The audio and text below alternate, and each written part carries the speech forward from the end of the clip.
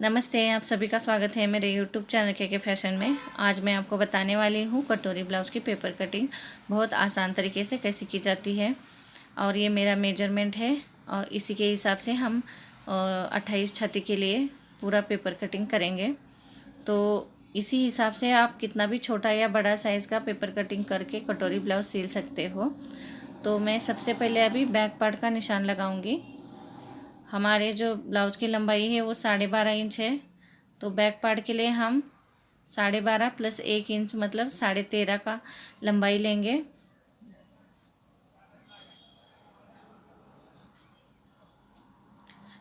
Tape को वैसे ही रख के हम दूसरा निशान तीरे का लगाएंगे। हमारा तीरा है 5.5 लिया है हमने तीरा, तो 5.5 पे हमने तीरे का निशान लगाना है। और उसी निशान पे टेप को सीधा रख के हम चेस्ट का निशान लगाएंगे। चेस्ट हमारा 28 है, तो 28 का चौथा भाग आएगा 7 इंच। उस पर टिक लगा के हम 1.5 इंच का मार्जिन आगे लेंगे और सीधी लाइन खींच के लेंगे। उसके बाद हम कमर का निशान लगाएंगे। कमर हमारी 24 है, तो उसका चौथा आएगा 6 इंच प्लस उसमें पीछे का जो टक्स आता है उसके लिए 1 इंच करेंगे, तो 7 पे पहला टिक लगेगा। उसके बाद 1.5 इंच का मार्जिन, मार्जिन के साथ मार्जिन और फिटिंग के साथ फिटिंग हम सीधा लाइन खींच के लेंगे। उसके बाद हम शोल्डर का नाप लेंगे। शोल्डर मैंने 5 इंच लिया है।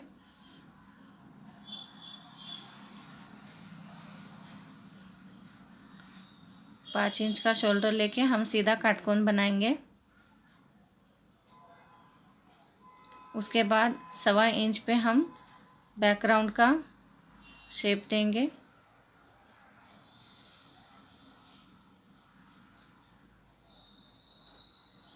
उसके बाद हम लेंगे गले की विड्थ 2 इंच ली है मैंने। पीछे का गला हमारा डीप नेक है, तो हमारा नेक है पीछे का 9 इंच। तो 9 इंच पे एक निशान लगा के हम बॉक्स बना के लेंगे और गले का शेप देंगे।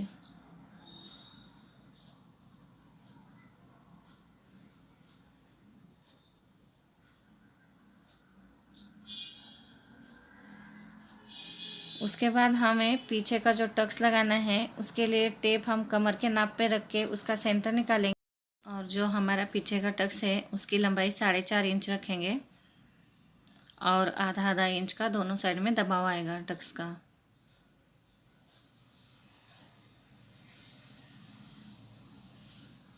तो ये हमारा बैक पार्ट तैयार हो गया है। अभी इसको कटिंग करके हम फ्रंट का पार्ट निकालेंगे।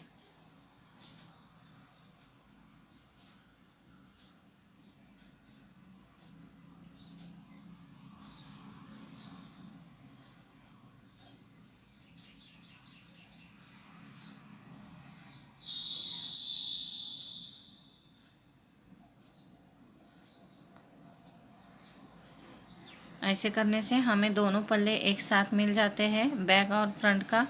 और ऐसे करने से हमारा लंबाई में कम ज़्यादा होने का भी कोई चांस नहीं है, एकदम बराबर कटिंग हो जाती है। तो ये हमारा बैक तैयार है।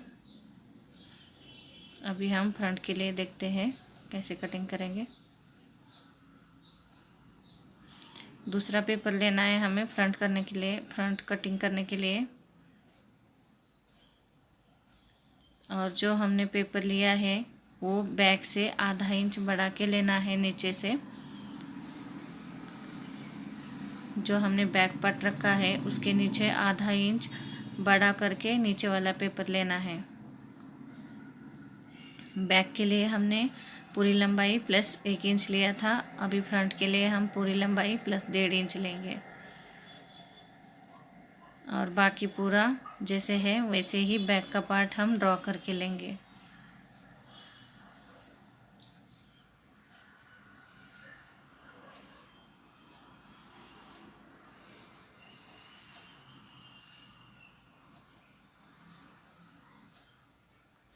फिटिंग के साथ फिटिंग और मार्जिन के साथ मार्जिन हम लाइन खींच के लेंगे।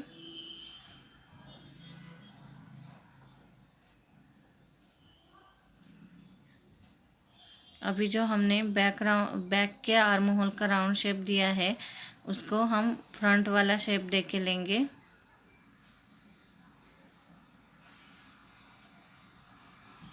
उसके बाद हमने जो वृत्त हमने बैक के लिए रखी थी उतनी ही रख के हम फ्रंट का गला का शेप देंगे।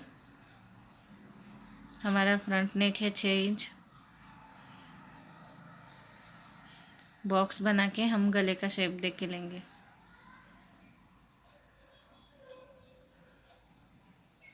उसके बाद हम टक्स लाइन खींचेंगे।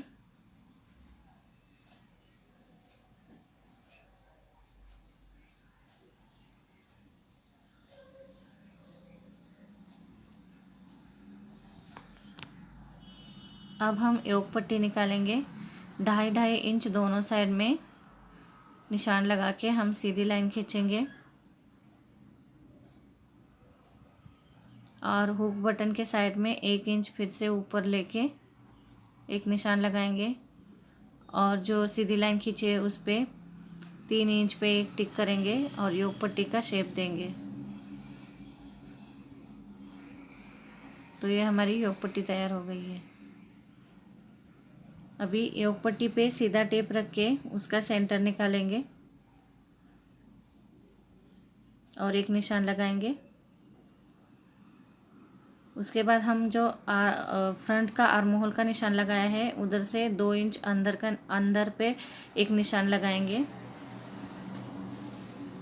और जो गले का शेप दिया है हमने उस पे 4.5 पे एक टिक लगे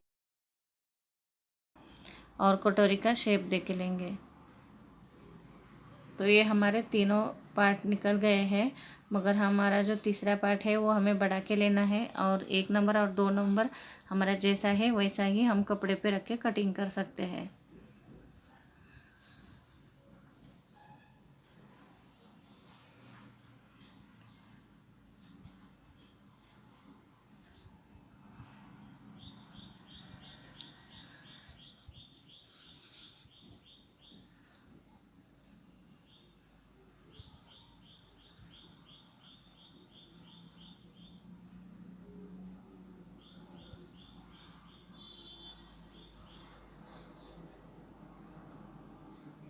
ये हमारे तीनों पार्ट निकल गए हैं, मगर अभी हम जो ये तीसरा पार्ट है कटोरी का इसको बढ़ा के लेंगे।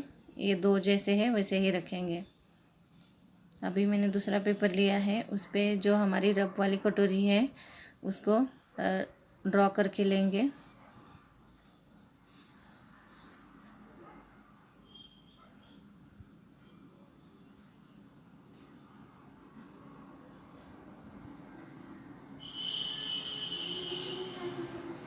जो रफ कटोरी है उसका सेंटर निकाल के एक निशान लगाएंगे और हमारा छाती का चौथा 7 इंच आया था, तो ये हमारी कटोरी का जो नीचे का हिस्सा है वो पूरा 7 इंच का आना चाहिए। इसीलिए हम जो रफ कटोरी का सेंटर निकाला है उस पे 7 इंच का आधा मतलब 3.5 पे एक निशान लगाएंगे। दोनों साइड में 3.5 पे निशान लगेगा, मतलब ये पूरी लंबाई 7 इंच आएगी हमारी। और इसको गले की तरफ से तिरछा जोड़ के लेना है। गले की तरफ आधा इंच बढ़ा के राउंड शेप देना है और जो हमने सेंटर निकाला है उसके नीचे 1.5 इंच का निशान लगा के दोनों साइड तिरछा जोड़ना है। तो देखो हमारी कटोरी तैयार हो गई है। इसको कटिंग करके फिर हम टक्स का नाप दिखाएंगे कैसे लगाते हैं।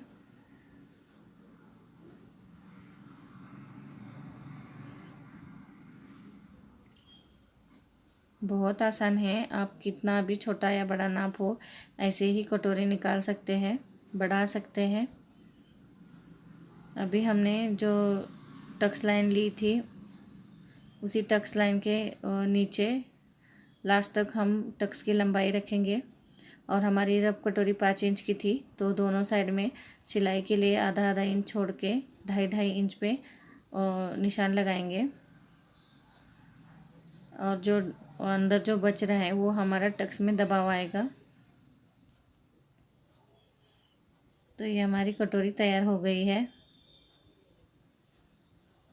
ब्लाउज के लिए जो ज़रूरी है हमारा बैक पार्ट है और फ्रंट के तीनों पार्ट हमारे तैयार है। अभी इसमें मैंने स्लीव नहीं बताई है, मगर स्लीव भी बहुत आसान है। तो ये मेरी कटोरी ब्लाउज की पेपर कटिंग आपको कैसी लगी ये मुझे कमेंट करके ज़रूर बताना। और मेरे चैनल को सब्सक्राइब करना, लाइक और शेयर करना। Thank you.